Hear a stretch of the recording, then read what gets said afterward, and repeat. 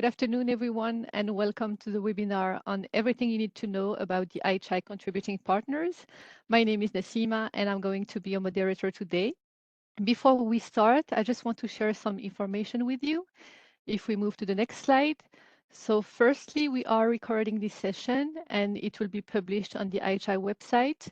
We will also publish the presentation slides.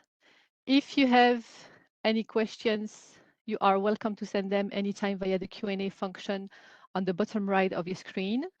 Just send them into us and we will get to them at the end of the presentation. Please also note that this webinar is on contributing partners only. We will not talk about the call topics or the IHI rules and procedures. Those webinars have been already done and are available, and I invite you to consult the links on this slide. Today we have Karolina, who is our legal officer, and she's going to kick off with the presentation. And we also have Gaëlle, who is our financial officer. So now I will hand over to Karolina. Thank you very much, Nassima. Welcome everyone to this webinar on contributing partners. Today we have a presentation and we will talk about first who can and who cannot become a contributing partners. Then we will look into why, what are the benefits of becoming a contributing partner. And then my colleague Gaëlle will tell us basically what are the contributions coming from contributing partners and what contributions are eligible, what contributions are not eligible.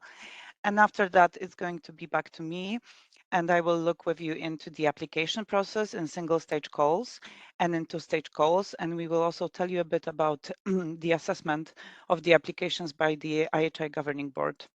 So let's start with the who. So who are IHI contributing partners? This is a category that was created in IHI for the purposes of opening our partnership to a wide range of stakeholders who do not necessarily want to become a full members of IHI, but still want to strategically contribute to IHI.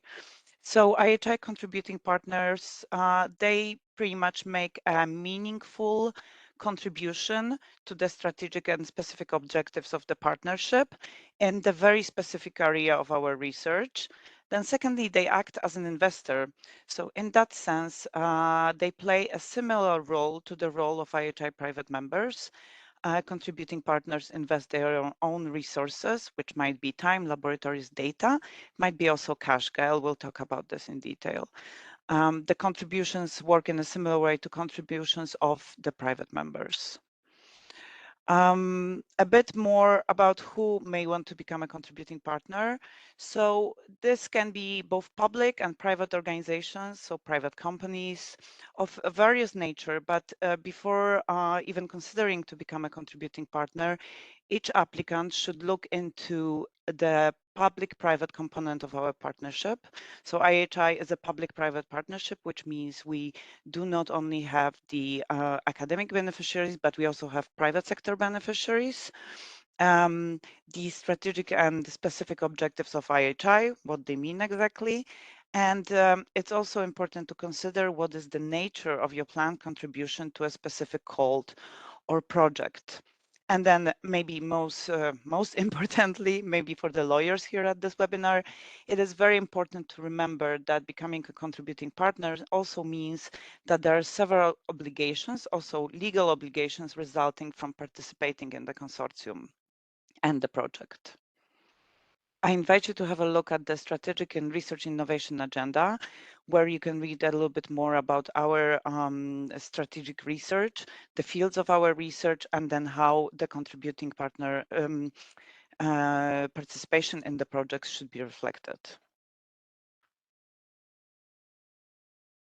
So now let's look into a little bit more specifically who can apply to be a contributing partner, and soon enough I will also say who cannot apply. Basically, it can be any country, any international organization, any legal entity, provided that they can demonstrate that their contribution is strategic and specific to the objectives of IHI. They can also accept the legal framework of IHI. This includes the legal framework of Horizon Europe and more specifically the grant agreement. And this is done by submitting a letter of application This letter should define the scope of the engagement, should describe the contributions to the project or the projects and the duration and activities. We will talk about the application letter and how to prepare it a little bit later after Gaëlle's part of the presentation. There is also a very specific procedure that needs to be followed for applying to become a contributing partner. This procedure is very different than single stage and two-stage calls, and I will talk about this in detail. So now let's look into who may not become a contributing partner. So IHI has private members that are trade associations. This is MedTech Europe, FPA, including Vaccine Europe, COSIR, and Europa Bio. So any entity that is either this private member or is a constituent or affiliated entity of a private member may not apply to be a contributing partner. This also means a case when an entity, a company or organization is affiliated not directly, but via another organization, for example, a national regional association to our private member. And in such case, it is not allowed to apply to be a contributing partner, but obviously it doesn't mean that you cannot participate in the project. You can still participate in the project, you can still be a member of a consortium, but just on the side of the private members. And in this case, the application process is actually not necessary. It's a sort of automatic process. How to check this if you actually are affiliated to our private members? The websites of private members include lists that are quite specific of corporate members, national associations, other entities that are qualified as constituent affiliated entities of private members. This is something that you need to do yourself. The IHI office is not in the position to check this or investigate this affiliation. But if you have any doubts or you're not sure whether your organization is actually affiliated, you can always contact our private members. So let's have a look at a very specific example to understand how this affiliation might work in practice. So this is an example of an applicant contributing partner who is in fact a private member. So let's imagine an Irish pharmaceutical company that is interested in joining a project and becoming a contributing partner. But in fact, that Irish company is a member of an Irish National Association based in Ireland for medical technology companies. That association then in turn is a member of MedTech Europe, which is the European Association for MedTech companies based in Brussels, and a private member of IHI. So in this scenario, the Irish company actually might be an affiliated entity of MedTech Europe. And by such, this Irish company cannot apply to be contributing partner because it's affiliated to a private member. But in this case, instead of applying to become a contributing partner, the Irish company can join the project directly as a private member.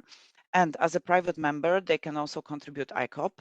Gaëlle will speak about ICOP a little bit later in detail. And this contribution will also be counted towards the 45% eligibility criterion. And again, I can't stress this enough. If you're not sure whether your company or your organization is affiliated to a private member, we invite you to contact our private members directly, who will be able to advise you on that and check this for you. As the IHI office, we are not in a position to do this. Oops. Okay. Okay. I'm having a bit of a glitch. Yeah, there we go. So who else cannot apply to become a contributing partner? Well, also an entity whose contribution is actually not eligible according to Horizon Europe rules. Gaëlle will talk about this in detail. Also an entity which is not in a position either financially or operationally to meet all the obligations of the Horizon Europe Model Grant Agreement and to provide the envisaged contribution. Such entity might be rejected. I mean, not the entity itself, its application may be rejected by the governing board. So this is another aspect that should be considered before deciding to apply to become a contributing partner. Let's look now at the why. So why would I want to be a contributing partner? What's in it for me? Um, so there are a lot of benefits related to being a contributing partner and contributing at the strategic level to IHI. First of all, it helps to leverage your funds. So in many cases, contributions from contributing partners can be matched by the EU money, by the EU contribution to the project. This is also an opportunity for networking. As a contributing partner, you will be a part of a wider environment where you can exchange thoughts and ideas in a wider ecosystem of IHI. Further, that also, well, related to networking, that's also an experience of mutual learning and sharing expertise, and maybe in the future working on more projects together. And it also gives you a visibility.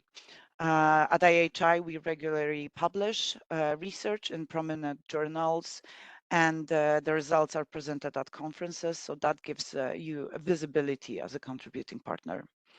For more info, please have a look at our guide for contributing partners. We have a new version now on our website that has been updated back in December. There's a lot more information on that. All right. As I already mentioned, contributing partners take part both in single stage and two-stage calls, but the role of contributing partners in those calls is different. So in single stage calls, contributing partners join the consortia, and together with the private members, they provide in-kind contribution, which is counted towards the 45% eligibility of the proposal in question.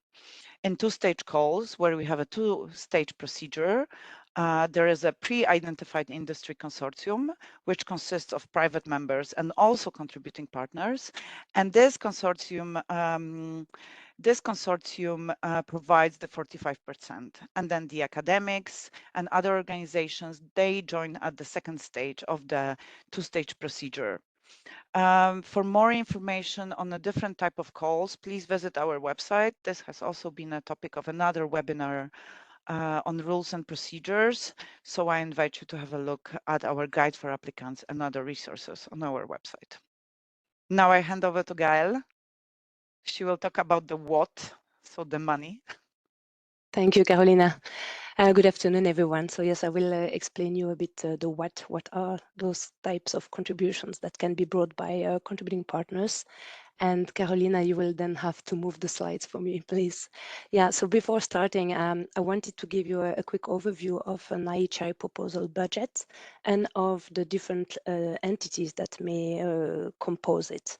So you have the total eligible costs in your proposal, and they are incurred by not only entities requesting IHI funding, but also entities that are not requesting any IHI funding, but contributing in kind and or cash to the project.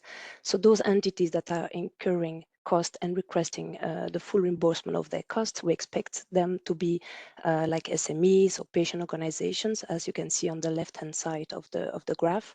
And so those costs are fully reimbursed and covered by public funds mainly. So with the cash that IHI receives from the European Commission.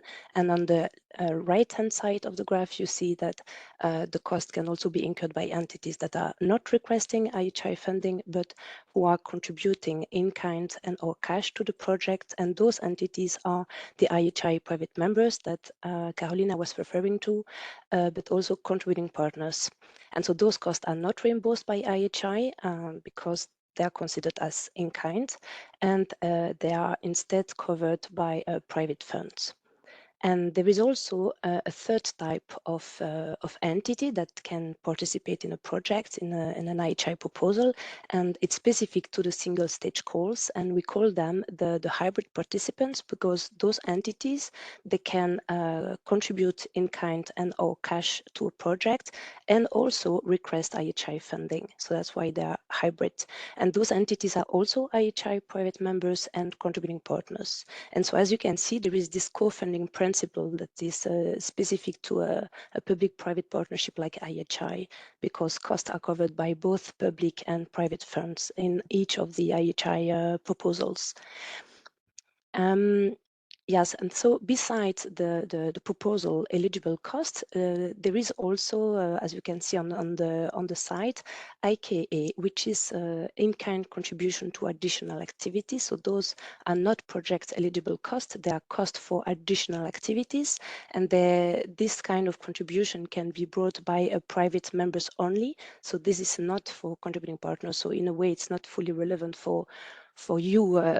Who wants to potentially apply as contributing partner, but still I wanted to give you this full picture of an IHI proposal budget, because IK also counts as part of the 45% contribution.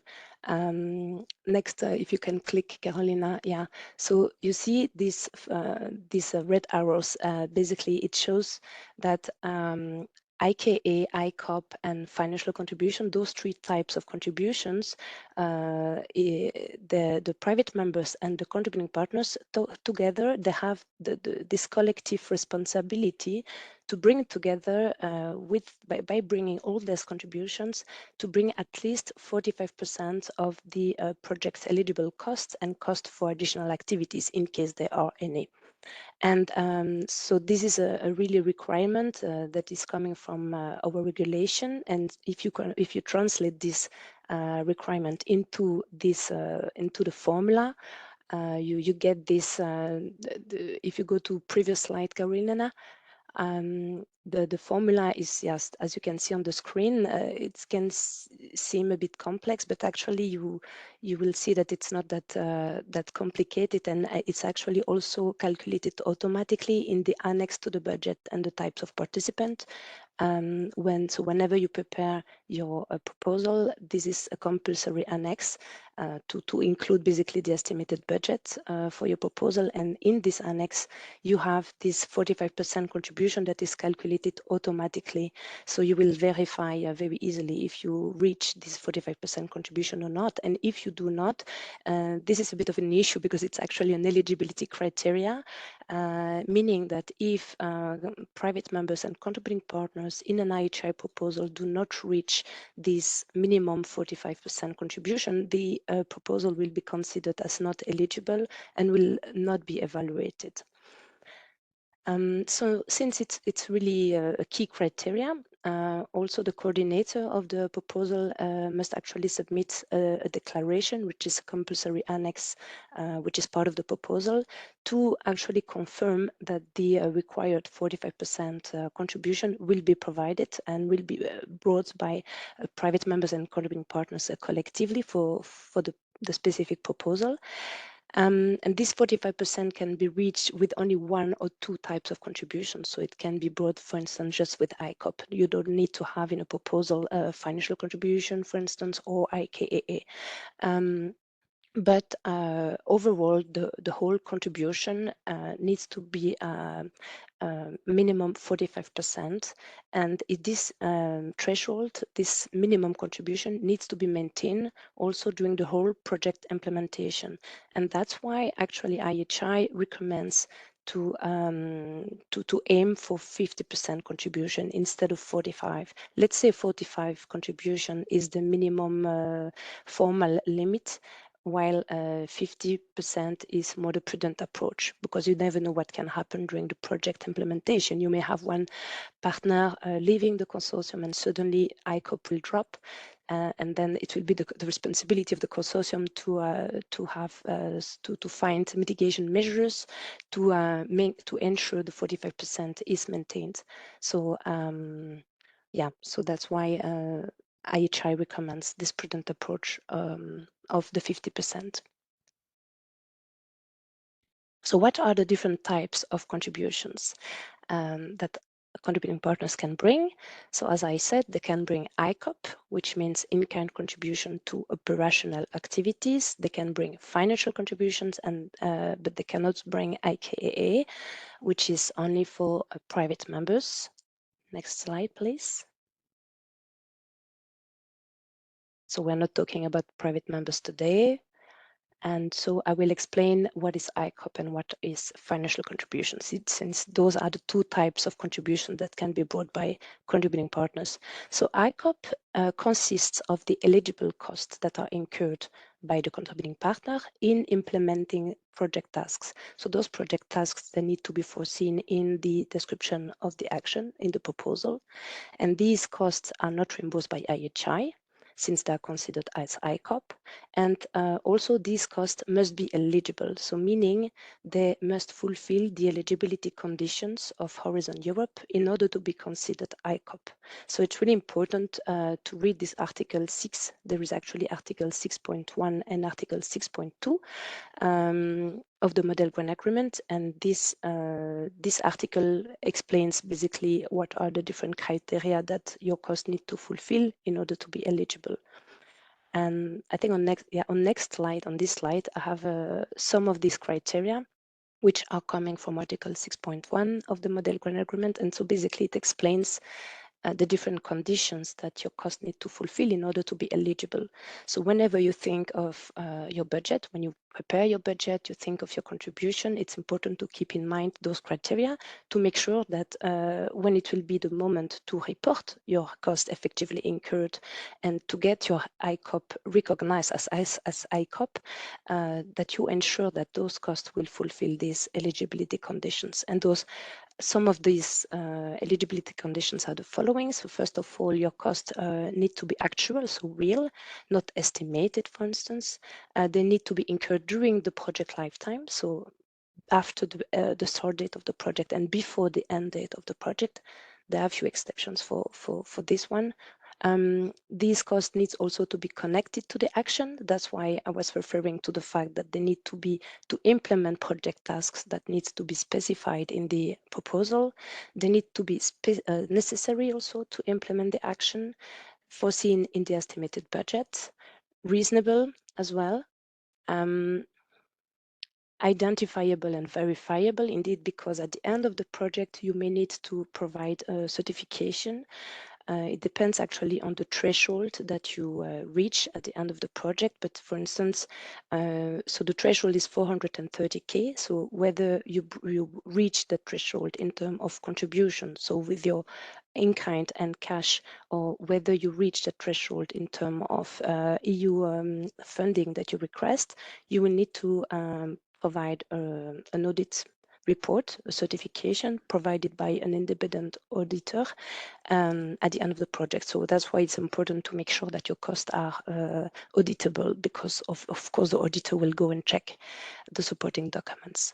So those costs, to be eligible, of course, they need to be incurred by the entity that is reporting them and recorded in its accounts. This cost needs to be in line as well with the usual cost accounting practices of the company, in line with the accounting standards of the country where the company is established, and also comply with the applicable national law on taxes, labor and social security. So to give you some concrete examples of costs that can be eligible and that cannot. So if we take, for instance, software license fees, in case the software is developed by the entity and the license fees are to valorize the use of that software by the consortium, what do you think? Is it an actual cost incurred? Actually, no, there is no cost. We understand the software is useful. It definitely represents a value, but the company actually does not incur any cost for that software anymore. It is already developed. So it's more, the license fee is more a missed business opportunity, so to say. So it's not considered a valid contribution. On the other hand, in case as contributing partner, you do pay a license fee to use a software that is necessary for working on the project, on some project tasks, then of course this can be considered as an eligible cost, because there will be an actual cost incurred, and the cost will be recorded in the account of the entity and during the project implementation. So that's one example. Another example, this one on data. In case there are pre-existing data and the company wants to share those data and value those data. This is also a bit tricky because we do understand that those data, of course, represent a scientific value for the project, but unfortunately, the company does not incur any cost anymore related to those data. They are already existing. They were already generated before the project starts. So as a result, this is not considered as a valid contribution, but however, in case there are still costs incurred related to those data, like harmonizing these data or transforming them, or maybe there are costs incurred by the entity to make those data available to the consortium. So all those costs that are related to those data and that are effectively incurred during the project's implementation and reflected in the accounts of the entity, those are a valid contribution and they are considered eligible. So there are different cost categories that you can have for your ICOPS array. For instance, personnel costs, in case you have some personnel working on the project or in-house consultant. Subcontracting costs, in case you need to outsource some of the project tasks you're working on. Also purchase costs in case you need to travel, and indirect cost as well. Indirect cost is calculated automatically and for all participants. I will come to this a bit later on. But let's start with the personnel cost. So if I take the most common case, which is the cost of your employees, you have two options to estimate the cost of your employee. So either you use actual costs, and in this case, you need to follow the formula from the Horizon Europe Model Grant Agreement, which is the following. So for calculating the personnel cost of one person, you need to multiply the daily rate for that person with the days that are planned to be worked on the action. And this daily rate, you can obtain it by dividing the annual personnel cost. If you can click so that people can see, you can divide to get the daily rate for that person.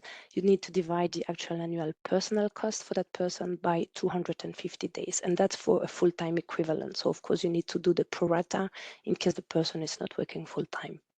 And another option is to use average personnel cost. So that's a unit cost, and this needs to be used only if it is actually the normal practice of the entity. So for instance, if the entity usually calculates FTE rates, that then it's in line with its normal practice and they can use this option. So there are many different examples actually on how you can calculate your personnel costs in the annotated version of the Model Grant Agreement. This annotated version of the Model Grant Agreement actually includes everything I'm presenting on cost eligibility, but it's just that it includes a lot of concrete examples and annotations, which I find it very useful because it makes things much more concrete. So I really invite you to have a look at this guidance document to have more concrete ideas of what can be accepted as an eligible cost and what not, and also to get more concrete examples on how you can calculate your personnel costs. And also regarding personnel costs, what is also important is to make sure you keep track of the days. I mean, you keep the records of the days that have been worked on the project, again, for audit purposes. So at the end of the project, whenever you will be audited, if you go over the threshold, then you will need to show to the auditor, of course, what have been the days worked on the action. And so that's why you need to keep a declaration. You have the template if you click on the link that needs to be signed monthly by the person working and by his or her supervisor. So that's one option. Or if you have another reliable time recording system in place, that's fine as well. Subcontracting costs, that's in case as a contributing partner, you need to contract a third party, so external to the consortium, to work on some project tasks. In this case, there will be a contractual link between you and the subcontractor, and it will be based on business conditions, since there will be some profit margin for the subcontractor. And whenever you select the subcontractor, it's important to follow your usual your usual internal practice on how to select the subcontractor, ensuring as well the best value for money or the lowest price if it's appropriate, ensuring also that the process is transparent and that there is no conflict of interest. And again, for audit purposes, keep the records. So the contract that you have with the contractor, the invoice, and any documentation that will justify the way the subcontractor has been selected. So in purchase costs, you can also include the costs that you have had or that you plan to have actually, since we had the level of the proposal now.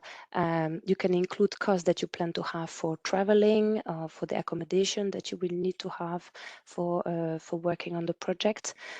These costs will need to be in line as well with your internal travel policy. So to give a very, very basic example, if you usually travel in second class, the idea is to just continue traveling in second class and not to go and travel in first class just because it's an IHI project, for instance. Very simple example.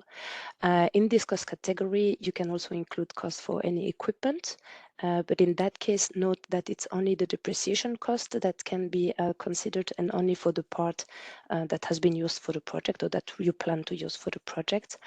And if necessary in this cost category, you can also include cost for other goods, works, or services if it's necessary to implement the project. But again, annotated model grant agreement will give you more examples, more information on this cost category. It's in Article 6.2c.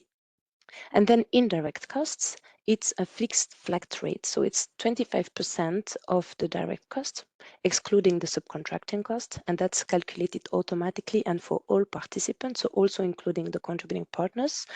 And since it's automatically calculated, you need to make sure that you do not include any indirect cost in the other cost categories, obviously, otherwise you would have some double counting, and which is not allowed.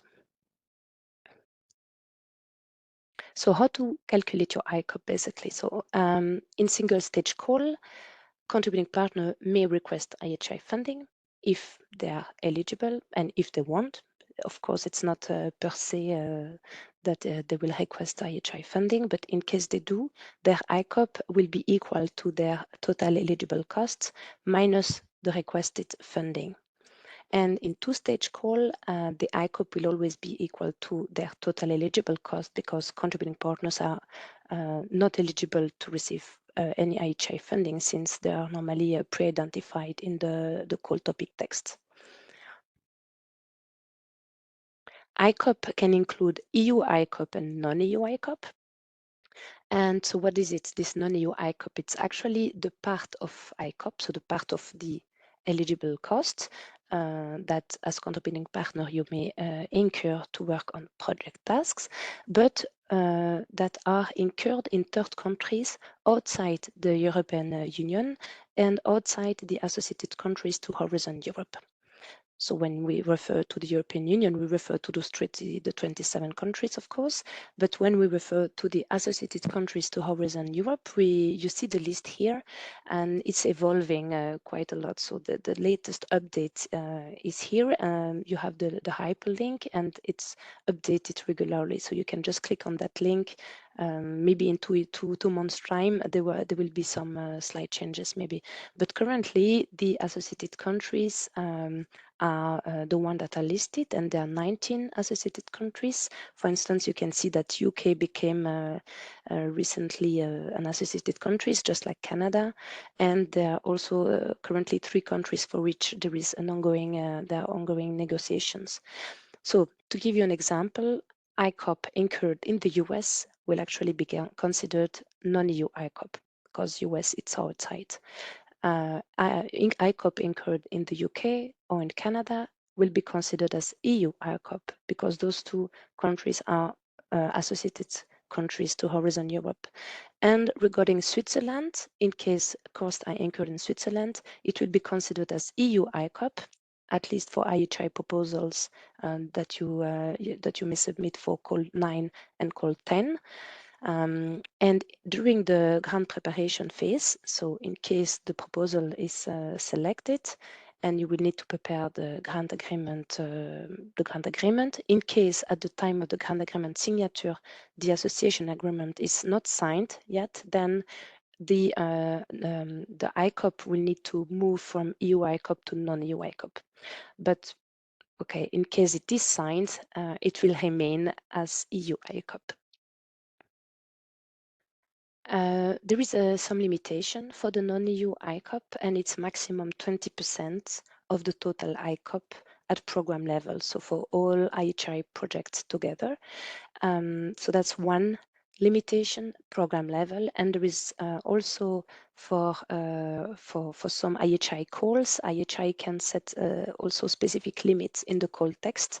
So for instance, for call 9 projects, the limit is set at 20% of non-EU ICOP per proposal. So in the proposal, in case you do exceed this limit, so if there are more than 20% non-EU ICOP, that's not an issue per se, it's not blocking. You can still submit the proposal, but in case the proposal is selected during the grant preparation phase, then the non-EU will need to be reduced to the maximum of 20% to respect this limitation from the call text, and ensuring still, of course, that that the 45% contribution is maintained. So that was it for ICOP, and now another type of contribution that can be brought by contributing partners, as I said, is the financial contributions.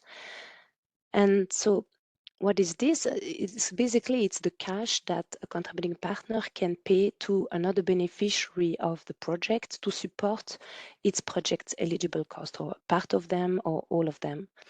And this therefore can count as part of the 45% contribution of the contributing partner, but only if this recipient of the financial contribution is eligible for receiving funding, and also only if this financial contribution covers eligible costs. So if the costs covered by this financial contribution fulfill these eligibility conditions specified in Article 6 of the Model Grant Agreement, and also only if these costs are not already reimbursed by IHI. So in case you pay a financial contribution, you will need to have a bilateral legal agreement, between the two parties. So between the entity paying the financial contribution and the one receiving the financial contribution, you need to have a formal agreement. If you go to previous slides, Karolina. And I wanted to mention also that in the proposal, there is also a table on the financial contribution in which you need to specify who provides this financial contribution, who receives it, what's the amount, and to do what tasks. And this financial contribution needs, of course, to be specified in the estimated budget of the proposal. But again, it's not an obligation to bring a financial contribution. It's just one potential contribution that contributing partners can bring. And so in total, what will be your overall contribution as contributing partner? You will need to sum up your different costs incurred for implementing the project, personnel, subcontracting, and so on. You will need to deduct the IHI funding that you plan to request, if any. Again, it's not an obligation, but in case you do request IHI funding, it will be deducted from the amount of ICOP. So it will give you indeed the ICOP, which will include both EU and non-EU ICOP. Then to that you can add the financial contribution in case you need to, in case you plan to bring to pay any, and this will give you the total contribution. And so this will need to be fed, to be specified in the contributing partner application letter in the financial table. It's actually in single stage call, the application letter is a bit more detailed, right? You have a table specifying all those different categories, while in the two-stage call, it's much more, it's lighter. There is just, the financial table is composed of just one amount of ICOP, one amount of full financial contribution, but you don't have Of course, you don't have the IHI funding since they are not eligible, CPs are not eligible for funding in two-stage call, and you also don't have the split per cost category. But I think this will be explained by Karolina in the next section on the how. Yes. Thank you, Gaëlle. Thank you so much, Gaëlle, for this explanation. Indeed, I will come back to the financial table in a second. So let's now look at the how. So how do I apply to become a contributing partner? The process is very different in single stage calls and in two-stage calls, as Gaëlle mentioned already, and as I mentioned as well. I think in two-stage calls, contributing partners are members of a pre-identified consortium, so the process is slightly different. But let's now look at single-stage calls, where the process is a little bit more complex and detailed. I prepared a few slides for you. I think the easiest way to look at it is to do it in steps. So when you're preparing your application to become a contributing partner in single stage call, as a first step, you should check if your organization is not in fact affiliated to an IHI private member. If we remember the example of the hypothetical Irish company that I gave at the beginning of this presentation, it is important to check this in advance and make sure that you don't actually apply if you are a member of the private members, because that also saves you time. Obviously, that also saves time for us, but it saves you the time that you spend preparing your application. So after you've checked that, you have to make sure that your planned contribution is in fact eligible. So this is Article 6 of the Model Grant Agreement, and this is all the details about the cost that Gaëlle explained to us. And after you've done it, as a second step, I would really encourage everyone to read the guide for contributing partners. This is a pretty information-heavy webinar, but the guide is quite rich in information as well, and it describes the application process in details, and it guides you through the process, and it has everything in there about the deadlines and so on. So please refer to the guide. In the third step, you should download the most recent template of your application letter for single stage calls from our website. Please note that we, as an IHI office, we update those templates regularly. So for example, if you have already applied for call 5 or call 7, and you're planning to apply now for call 9, please make sure that you download the new template, because we have most probably changed it in the meantime, and we did do an update back in December. This is how the template looks like, more or less. All the parts in blue, obviously this is for you to write. And the template is compulsory. So we only accept applications on this template. Why? Well, because we try to help you to make sure that all the information that is necessary is included. That's why we created this template, and that's why we develop it. And that's why it's also very important that you use it. In this template, you have 4 parts. The first part is the description of the applicant contributing partner. So this is very much about you. Here we ask for a full legal name of the applicant organization, your PIC number, if you already have a PIC number, all kinds of email addresses, contact details that will be important for us at a later stage. And also we ask you to say a few words about the mission and objectives of your organization. The second part of the template is the description of your contribution to IHI.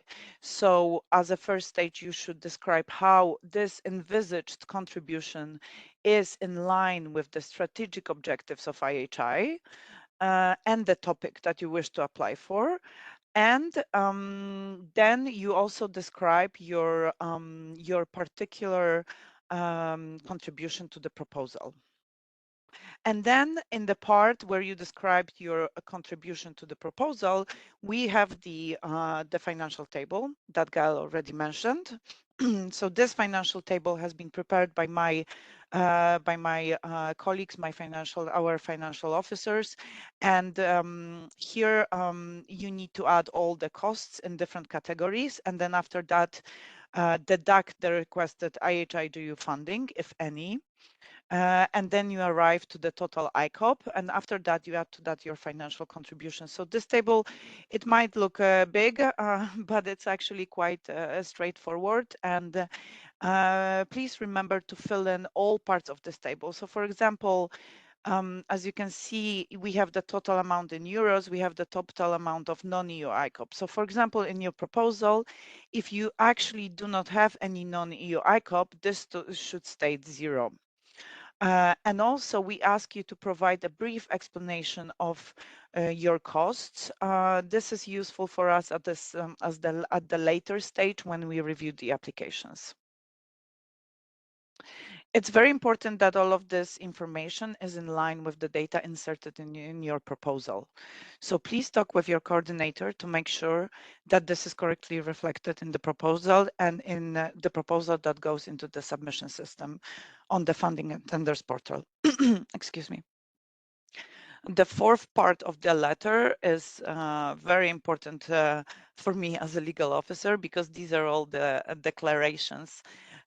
This is where you say that you actually accept the legal framework of IHI, you accept the legal framework of Horizon Europe, and that you can meet the commitments of being a contributing partner. All of the parts of this letter are compulsory. So as a fourth step in preparation of your application in single stage calls, we would encourage you to download the checklist for application letter in single stage calls. This is a document that we've created to help you write your application, to guide you through the template of the letter, and to actually check together with you if all of the parts of the letter that are compulsory have been filled in. This checklist follows a structure of the letter. So at the same time, it also helps you write it. And before submitting your letter, please make sure using this checklist that all of the items are clicked and marked OK, meaning that you have filled in all of the necessary fields in the template.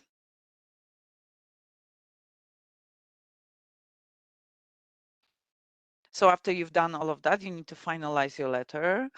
Now let's look into how to sign this letter. So there are two options of signing the letter. First of all, you can, after finalizing your letter, you can print it, sign it manually, old school, using a pen with a handwritten signature, and you can scan it.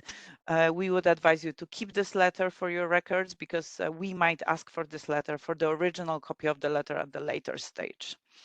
The second option is to use a qualified electronic signature. As a European Union institution, IHI only accepts signatures that align with the EIDAS regulation. And in this slide deck, you will have a link where you can click, and depending on the country where your organization is based, you will get a list of providers that you can buy this, or you can obtain this qualified signature from those providers.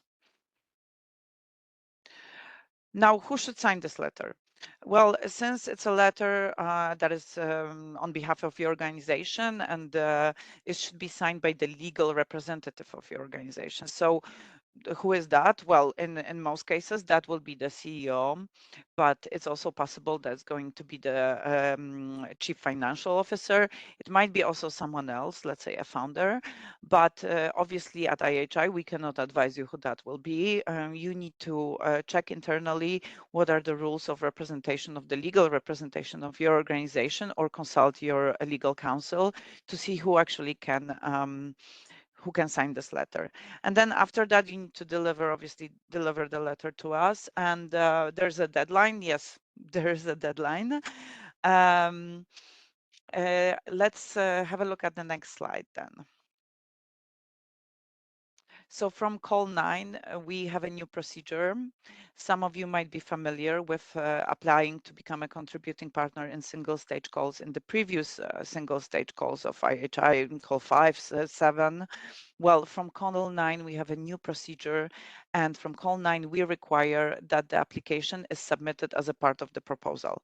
So in practice, this means that you need to prepare your application and then you need to send it to the coordinator of your proposal. It needs to be the final application. Then after that, the coordinators are responsible for uploading the final application letters in the EU funding and tenders portal in the right annex as a part of the proposal. And in case there is more than one contributing partner in your proposal, we need to receive it as a one annex. Basically, that means that the coordinator needs to scan all of those letters or combine them electronically into one PDF file. And then this one PDF file must be uploaded in the relevant section of the submission environment of the funding and tenders portal. Where exactly? Where? Here. So on the screenshot, you can see where exactly it should go. So this is part B and annexes. And here we marked it. It's a completely new annex from call 9 that is called contributing partner applications. And as I said, it must be one file. So let's say your consortium has, your proposed consortium has one contributing partner, then it will be one letter. If there is 5 contributing partners, then it still needs to be one document that will contain all of those 5 applications in one document.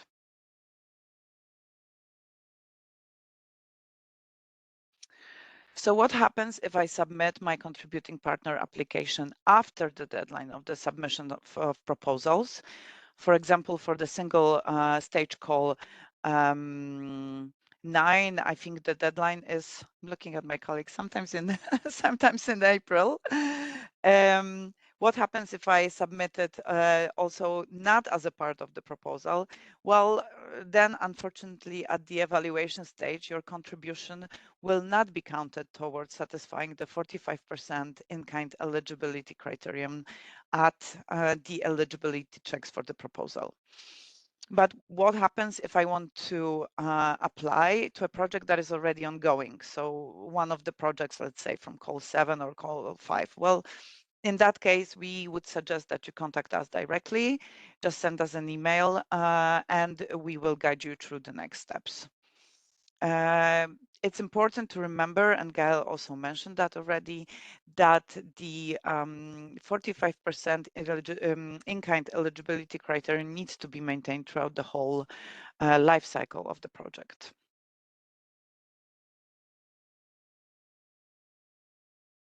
Now let's have a look at quite common mistakes that we've observed in the application letters of contributing partners in single stage calls. So first of all, please make sure that the proposed contributions are actually eligible. So read the Article 6 of the grant agreement and have a look at Gaëlle's presentation. I'm saying this again, please make sure that you're not affiliated to an IHI private member, for example, via a national association. Please make sure that what you write in your letter is actually in line with what you write in the proposal.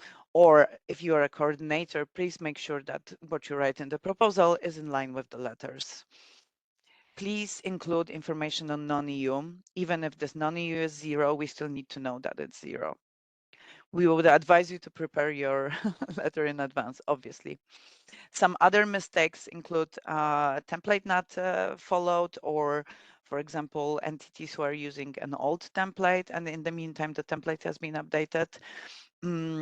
We have also had applications where the template was not finalized. So, for example, footnotes were not deleted.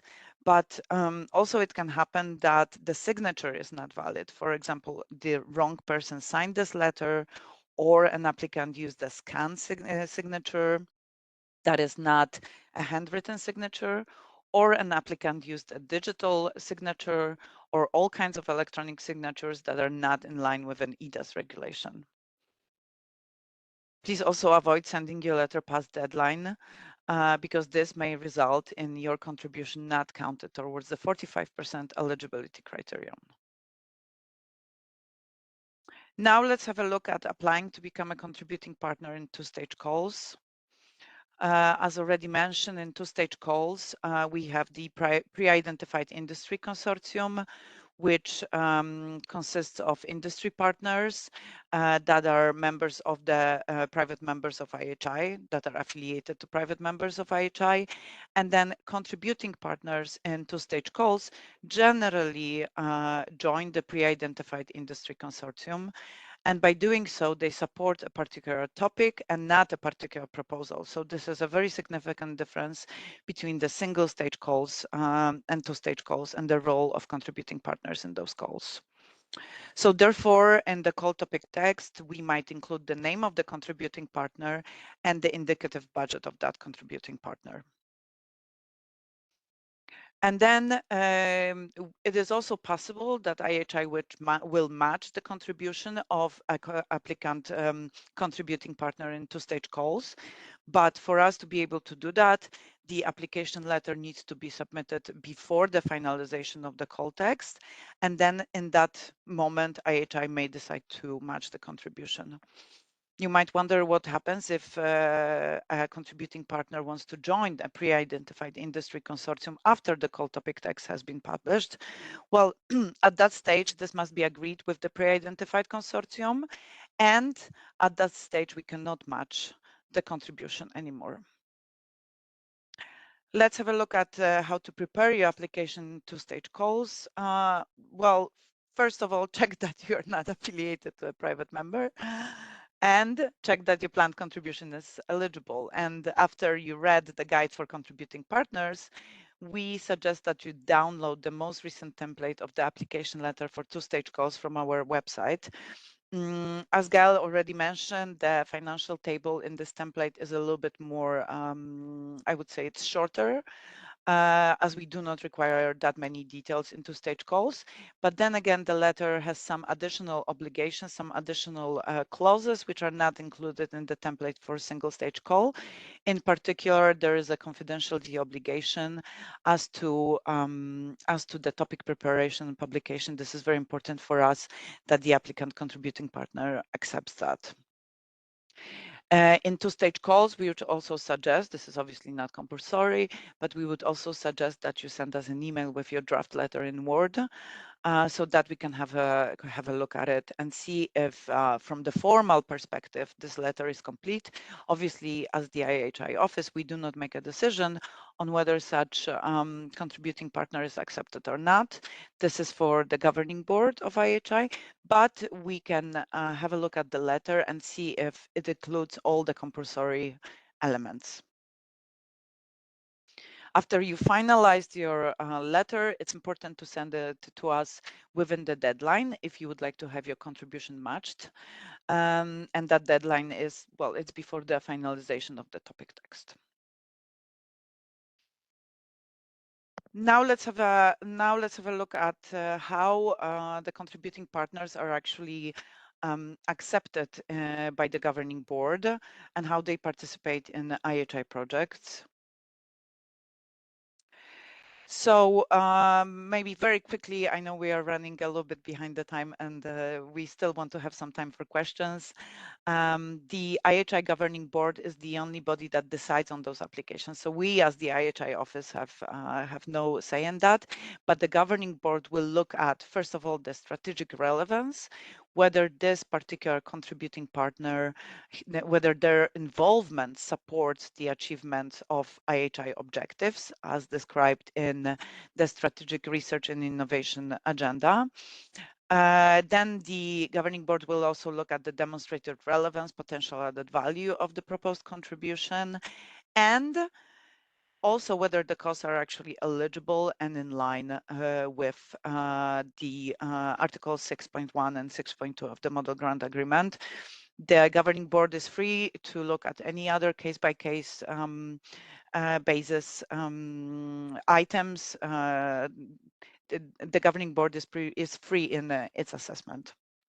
Nevertheless, the governing board has recently adopted a two-criteria approach for assessing of the CP applications, and by the governing board, this is very helpful for everyone who wants to apply to be a contributing partner in a single stage. So there are two aspects at which the governing board will look in very specifically when analyzing the application. First of all, is the applicant a potential partner? What does it mean? Well, whether the applicant can actually demonstrate its ability to make a meaningful key contribution to the objectives of IHI, and whether the applicant can actually act as an investor in a similar way as the private members of IHI. We need to keep in mind that we are a public-private partnership, so the governing board will also follow that rule in its assessment. Then, as a second criterion, the governing board will see whether the applicant contributing partner is actually contributing. So what is the nature of the contribution and whether it meets the objectives of the topic? What is the value of the contribution? And is the contribution eligible? But in case of hybrid contributing partners, which were already mentioned by Gaëlle, so contributing partners who are eligible to receive funding in single stage calls and apply for such funding, the governing board will also look at the net value of the contribution. So basically how much is left after deducting the requested funding. Please have a look at chapter 4 of the guide for the contributing partners, where there is way more information about this. After the assessment of the governing board, the applications are either accepted or rejected. There is no limitation on the number of topics of projects that a contributing partner might apply, but please note that for each topic or for each project, a separate application is required. And then the governing board will make a separate decision. So after the approval of the governing board, the contributing partners join the project. And if your proposal goes into a grant agreement preparation phase, then you will need to take a role in the grant agreement, which can be either a beneficiary, affiliated entity, or associated partners. I will not talk about this in detail because this is a very big topic as well. We describe it in the guide for contributing partners. And I would suggest that you have a look at the model grant agreement. So I think this is everything from my side. We have a few points to remember.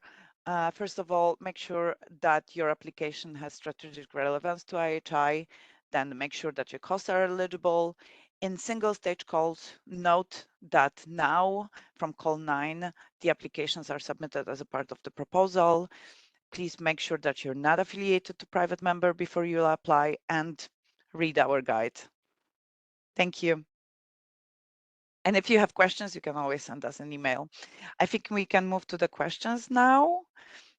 We have a few additional links in this presentation that you might want to have a look later. And again, you can send us an email. We have a new functional mailbox now for contributing partners dedicated to CPs. So please send us an email if you have any questions. But I think we still have time to address some questions now. Yeah, we will address them. So if you stop sharing the slide, then we can move on to the Q&A.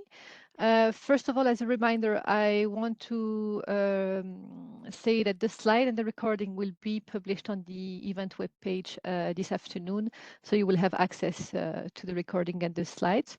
So the first question is a person who would like to have some clarification. And is asking, is it correct that an academic partner like a university cannot be a hybrid partner in IHI project? However, an SME can be a hybrid partner. So I can take this one if you want. Yeah, so hybrid basically means contributing and also requesting IHI funding. And so they can contribute in kind if they apply to become a contributing partner.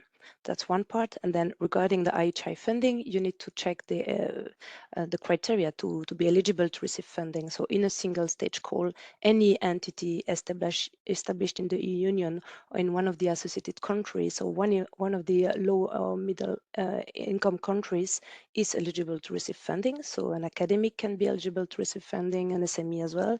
In a two-stage call, it's different. The pre-identified contributing partners are not eligible to receiving funding, and also companies that have an annual turnover which is higher than 500K are not eligible to receiving funding. But that's the only limitation to receive funding. Maybe just to thank you, Gaëlle. Maybe just to supplement this answer.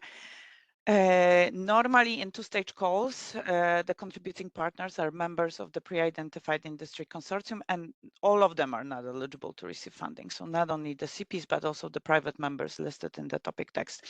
In single-stage calls, Gaëlle already mentioned that contributing partners may be eligible to receive funding, but I would just like to make sure that it's kind of clear that this is not the main role of contributing partners to receive funding.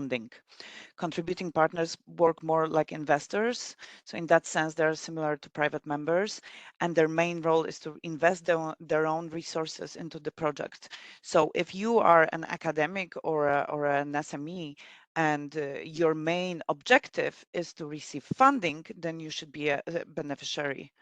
The contributing partner might not be the right role for you, because this is a different type of a participant. So I suggest that everyone who's interested in that reads this new chapter in the Guide for Contributing Partners, where we explain the assessment criteria that the IHI Governing Board will look at when looking at the applications of contributing partners. This might be very helpful in making a decision which role to take in a project. Thank you. Thank you. And the next one is, could you please clarify if we should include audit cost in the budget or if IHI pays for the audit? So the cost for an audit is an eligible cost, so yes, it can be included in the budget. And so as Karolina mentioned, the purpose of a contributing partner is not to request funding, but okay, in case this is an hybrid participant, audit costs are eligible, so it can be covered by IHI funding, but the main purpose is to contribute. So by default, we consider that it will be more considered as ICOP instead of being reimbursed by IHI funding. But the two are possible. It's an eligible cost. Thank you, Gaëlle. And the next one is, are there any ongoing discussion for Japan, Horizon Europe, associated country? Maybe I can take that. Well, we cannot speculate. There is this is something that is handled by the European Commission, Madame von der Leyen. We will not speculate. There is a document that is linked in our presentation, which is the list of the associated countries to Horizon Europe, and then also on this website there are updates on any ongoing negotiations. So as far as I remember, I have not seen Japan among the countries where the negotiations are ongoing, but as I said, we really cannot comment on that, because this is not us. Thank you, Karolina. And the next one is the table of contribution in the contributing partner application exactly the same as the budget table submitted to the portal? No. So first of all, there are differences between the budget table in the application letter in single stage call and in two-stage call. So there are already differences between the application letters themselves, but also there are also differences with the general budget, the proposal budget. Well, for single stage call, it's more or less this. It's basically it's the same. It's just that it's one is in an Excel and the other one is in a Word, and but the main categories are there. But for for two-stage call, sorry, there are no detailed. There is no detailed budget table in the application letter of the contributing partner. Thank you, Gaëlle. The next question is, can a college from Oman be a contributing partner? There is no, so I assume that the question is whether an entity from outside the European Union can be a contributing partner. The answer is yes. Then the second part of the question is whether a college, so I mean that would be an university, I guess, can be a contributing partner. I think that would bring us back to my previous comment about the different roles of participants in the grant agreement. So contributing partners are more like investors that invest their own resources. It's not the main purpose of contributing partners to request fundings. And normally academic entities, the purpose of participating in the project is to request funding. Obviously, there is also this hybrid category, but as I pointed out earlier, the governing board, when analyzing the application of an academic institution requesting funding and also applying to become a contributing partner, will have a look at what is the contribution, whether this is strategically in line with the objective of IHI, but also what is the actual contribution when we deduct the requested funding. So these are elements that an applicant should consider before deciding to apply to be a contributing partner. And also, right now, Oman is a country that is not associated to Horizon Europe, so it's a third country. I do not remember from the top of my head whether Oman is considered a middle income country.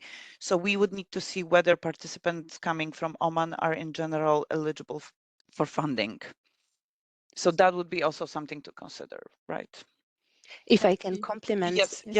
In case they bring contribution, in case the application is accepted, and the ICOP will be considered non-EU ICOP since they're outside the Union and they're also outside one of the associated countries. So just bear in mind that there is, for instance, for Call 9, there is this limitation of 20% non-EU ICOP, just to keep in mind. Thank you, Gaëlle and Karolina. So the next one is, in a single stage application process, should we submit the application to the governing board via email in advance, or is the submission needs to be done through the EC funding and funders portal? Yes, so this is single stage call. As I explained on the slides, please do not submit this to the governing board. Please submit it to your coordinator, first of all, as a first step, and then your coordinator is responsible for submitting all of the contributing partner applications via the submission portal. There is a new annex especially for that. So please have a look at the slides. This is a new procedure from Call 9. And that's why we encourage everyone to have a look at the slides and also at the guide for contributing partners. Thank you, Karolina. We have another one. So someone is asking us, as far as I was informed in previous webinars, academic partners are not allowed to be contributing partners in the form of in-kind contribution. Is this correct? I would not say are not allowed.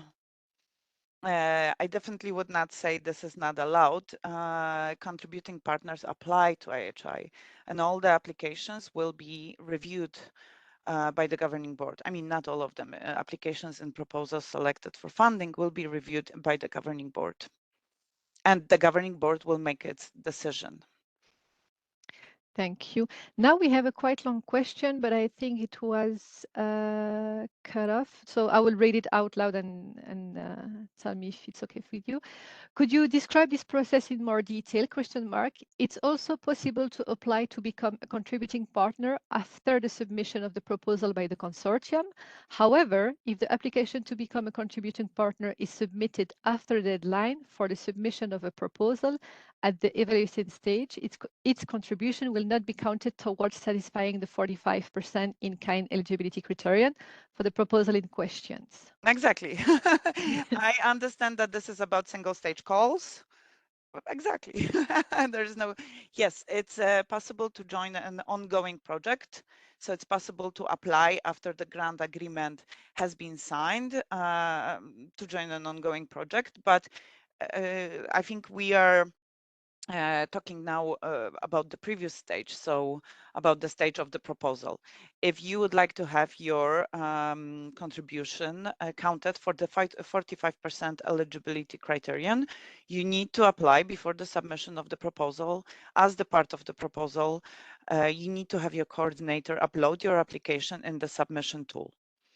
Otherwise, we will not have your application. We will not be counting your contribution towards 45%.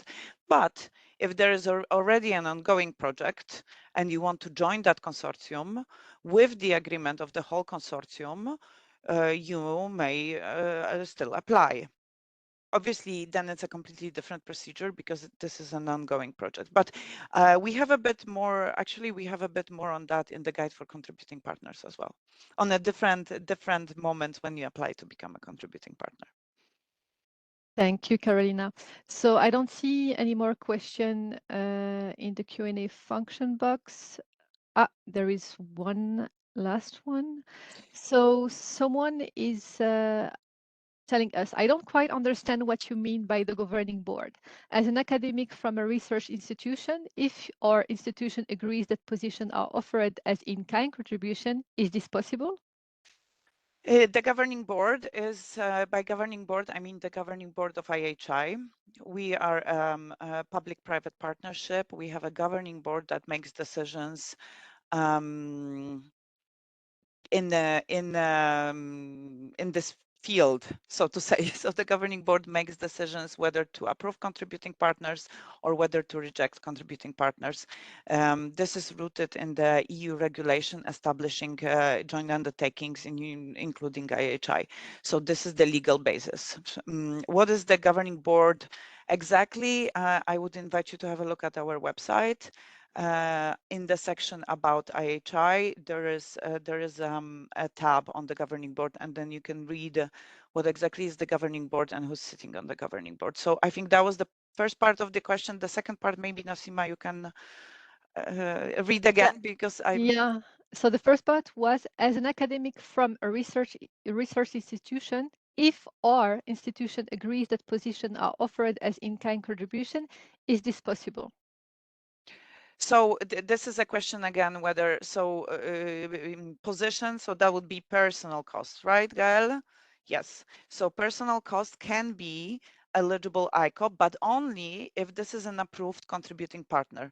Whether a research academic institution can be a contributing partner, I've already mentioned that, I think, twice. So there is no prohibition for academic institutions to apply to become contributing partners, but the role of contributing partners is slightly different. Contributing partners are investors.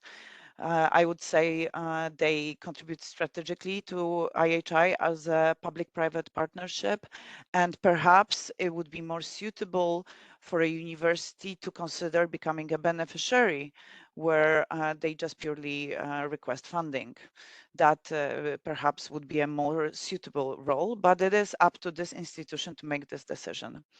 And in the meantime, I had a look at Oman, coming back to the question about whether about the hybrid contributing partner from Oman. So Oman is considered a third country. I do not see Oman on the list of middle and low income countries, unless I'm not mistaken. Oman is not on that list. I'm having a look again. So that would mean that participants from Oman are not eligible to receive funding under IHI calls. We obviously we also we are open to receive more questions after this webinar. Yeah. We do have one last one. Is it possible for a company to provide technology and support to a project without becoming a project partner or a contributing partner or being a beneficiary? Associated partner.